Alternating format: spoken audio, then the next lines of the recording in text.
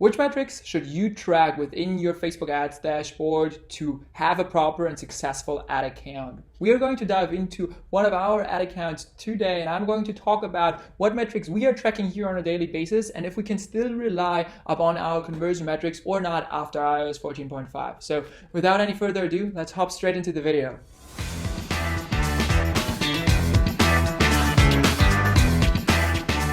Hey everybody, and welcome back to just another video here on my channel. For those of you who have not really been around a couple of times, this channel is all about growing your e-commerce profitably with the help of, primarily Facebook ads. But to be totally honest, over the last couple of videos, this channel has changed a little bit to just generally talking about what you should be implementing within your e-commerce brand and paid social marketing in order to grow profitably and sustainably. And in today's video, we are going to talk about what metrics you should keep track of within your ads manager and what particular column setup we are using here within my agency to not only track our key performance indicators for each and any of our accounts, but also to make sure that we are, actually properly tracking our success. So, let's start and hop right into it.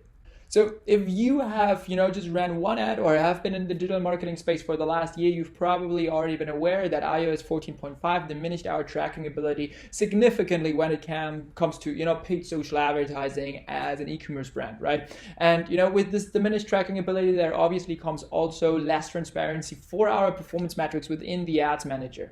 Essentially, iOS 14.5 limits Facebook's ability to track back a website behavior or a website conversion to an in-app activity like a click on an ad or whatsoever. And therefore, a lot of the conversion metrics, unfortunately, have become a lot less reliable and over the course of the last year.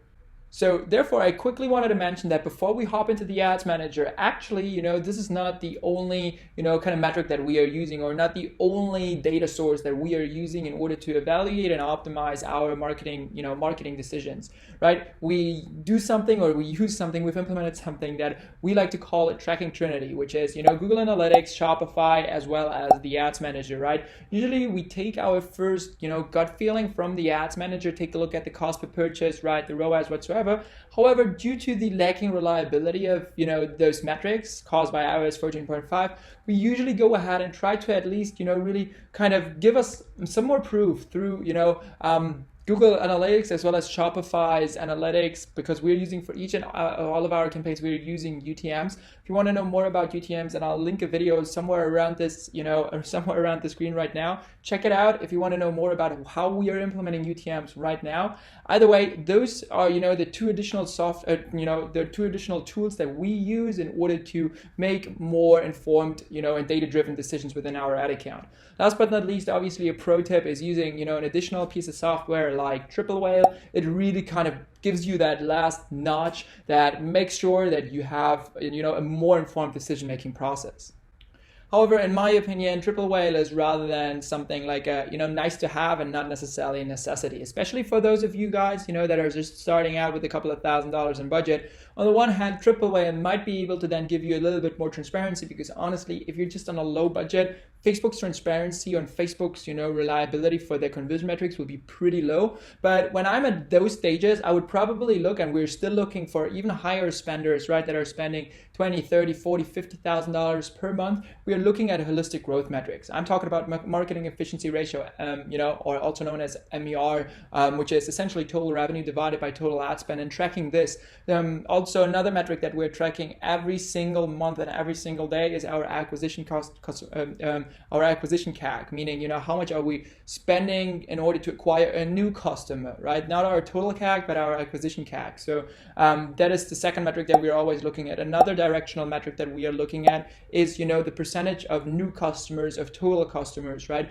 When this is decreasing, right? When we see, okay, more and more, maybe our MER stays the same, but more and more repeat purchases are coming in, we see that our marketing efforts are definitely, decreasing, and that we're definitely spending too much, or we're not as efficient anymore within our marketing efforts, right? Those are all the directional metrics that we use in order to make more data-informed decisions, right? And when it comes to in-platform decision-making and, kind of really thinking about, okay, what are the creatives that we rather want to prioritize? What are our winning creatives? Then we just literally, take more of a, look and focus more on our upper funnel metrics. So, we're talking about thumbs up ratio. We're talking about click-through rate, we're talking about video and hook rates, right? So those are all the things that I quickly wanted to mention before we now hop into my ad account and talk about that exact metrics that we are tracking on a daily basis for our clients. So without any further ado, let's hop straight in my computer. So here we are within the ad account of a client of ours. I have gone ahead and actually, making the column for the column name for the campaign name really small, since we're not going to really reveal which client this campaign was running for. We are looking at the time frame of last month, and I've selected that one campaign just for this example purpose. In this video, we're going to stay here on the campaign level, and we're going to quickly talk about the different metrics and the column setup that we have right here. So we start off with the delivery, then we go ahead and have upper funnel. I really like to have that approach from going from left side, because we always read, at least in the Western world, right, from the left to the right side. So I really like to have my column set up from left side is upper funnel, and as we kind of go towards the right side, we go to the lower funnel metrics, right? So here we really start off with how many people have we reached with this campaign over the last month, which was around 1 million people. We have spent around $13,500. Our daily budget right now, this campaign is still live, as you can see, is $250. So we've decreased this budget a little bit. If you want to do the math by yourselves, you can do that. However, our CPM for last month was just roughly around $13. We've majorly been running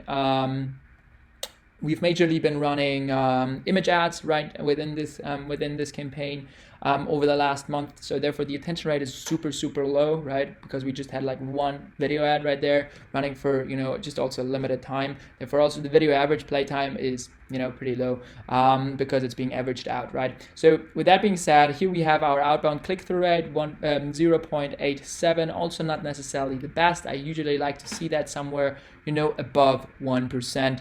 However, the performance was also not necessarily super on target, which we're going to talk about in just a minute. But as I said, we're talking about the metrics, not necessarily the performance of that campaign, right? So we have impressions. We want to take a look at, okay, how much are we actually spending on our, to Facebook to get, those eyeballs, right? And then here is a really important cut already, right? Because those are things that we cannot really influence. Obviously, we can influence the budget and therefore also the amount spent.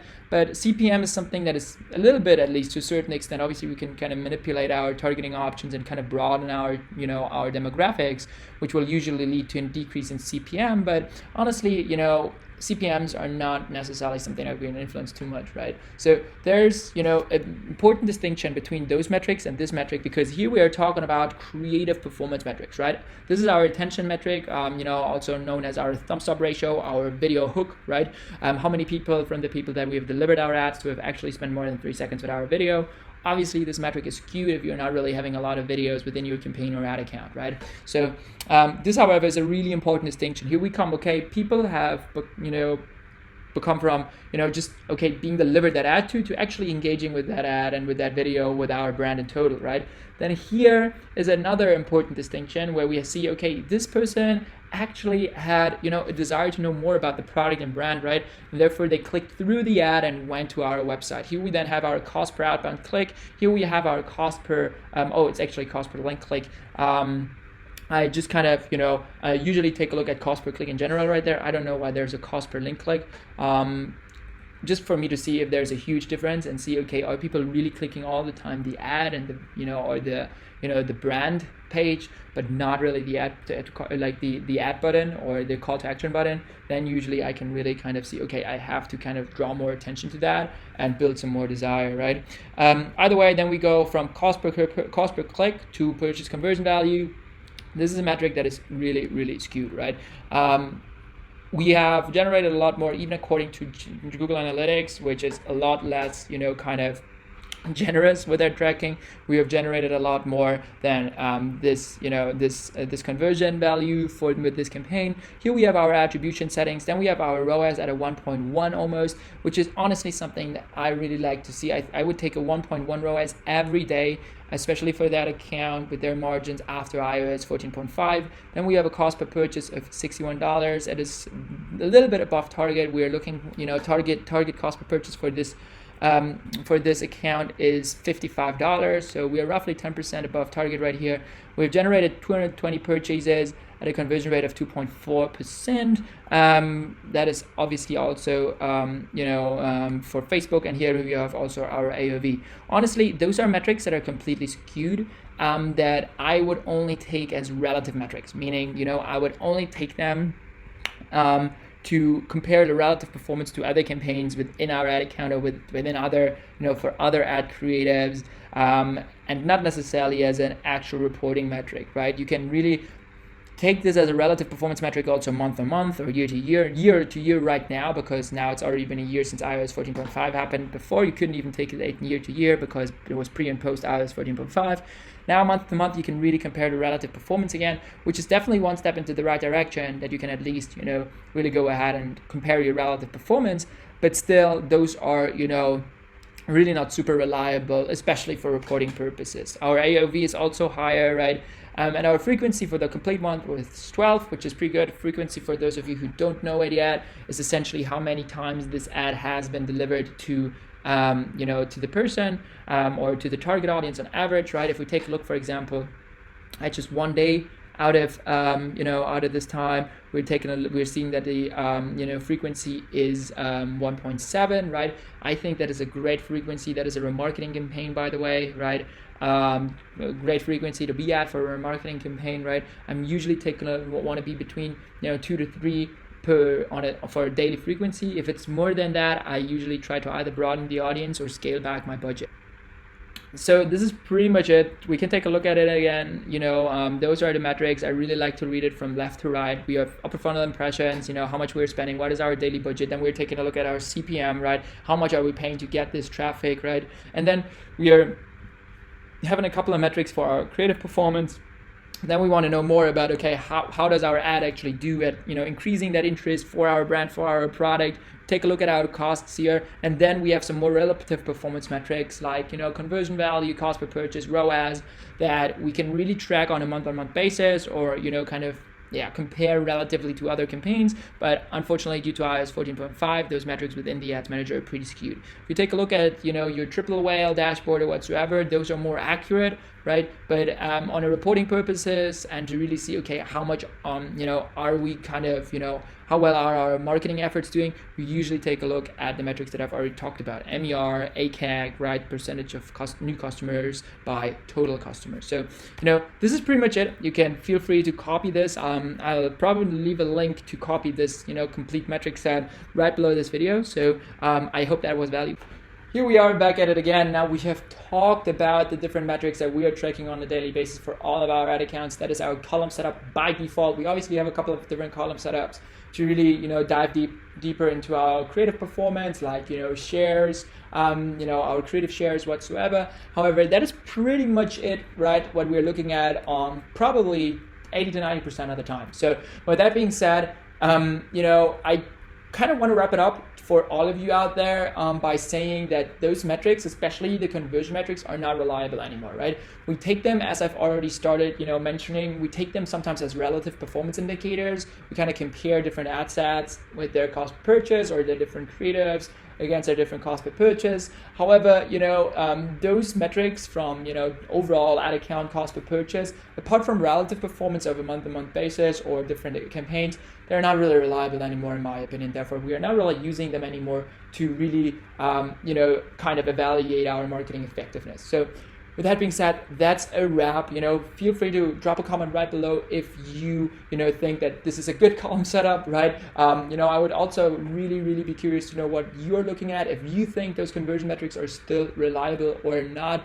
And if you are using that, kind of tracking trinity of Google Analytics, kind of Shopify and Ads Manager, or maybe you're using even something like Triple Whale. Either way, I hope this video could help you to track the proper metrics and KPIs for your ad account and grow your e-commerce brand profitably. If you want to know more and stay up to date with the most recent trends within the Facebook ads game and want to know more about how to grow your e-commerce brand profitably, then I would really appreciate if you could kind of hit the subscribe button right below this video. And if you like this content or the things that I've talked about over the last 10 minutes, make sure to hit the like button right below this video as well. It helps more than you could imagine. It really gives me a little bit more kind of motivation. So without any further ado, on that note, See you on next Thursday, hopefully, and keep growing. Thank you so much for watching the video to this point.